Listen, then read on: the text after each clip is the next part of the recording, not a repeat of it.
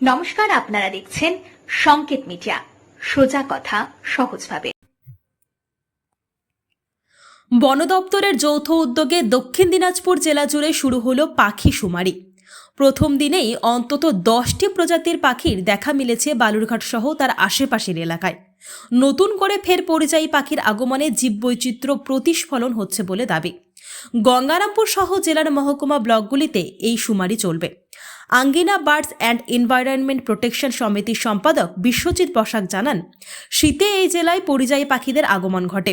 এবার আরও পাখির দেখা মিলেছে, যা খুব ভালো দিক জীববৈচিত্র্যে। এখানে এসেছেন এবং কি কি পেলেন? আমরা বন দপ্তরের সহযোগিতায় আমরা সবাই মিলে করছি 3টে স্বেচ্ছাসেবী সংস্থা। আমরা সব গণনার পাখিটা কি কি আসছে, জলাভূমির পাখি কতটা পরিমাণ আসছে এবং কি কি স্পেসিস প্রজাতি কি কি আসছে সেটা নিয়েই আজকে থেকে আমাদের শুরু হয়েছে। চলবে আরও 1-2 দিন চলবে, আবার ওই সাব ডিভিশনেও চলবে।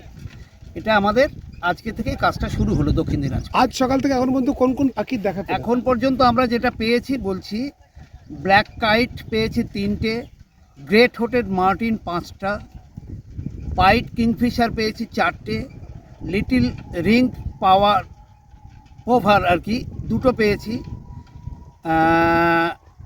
টেরমাটিক্স স্টিং পেয়েছি 3টে, তারপরে হোয়াইট ওয়াকটেল 7টা পেয়েছি, লিটল কমন্ডেন 3টে পেয়েছি, এশিয়ান পাল্প সুইপ পেয়েছি 4টে, কেন্টিস্ট ফ্লাওয়ার 5টা পেয়েছি, গ্রিন স্যান্ডপাইপার 4টে পেয়েছি, হোয়াইট থ্রোটেড কিংফিশার 9টা পেয়েছি। এখন পর্যন্ত এই পাখিগুলোই কি পরিযায়ী পাখি নাকি এগুলোকে স্থানীয়? না না, স্থানীয় তো নয়, পরিযায়ী হিসেবে আসে, এরা মাইগ্রেট করে এই পিরিয়ডটাতে।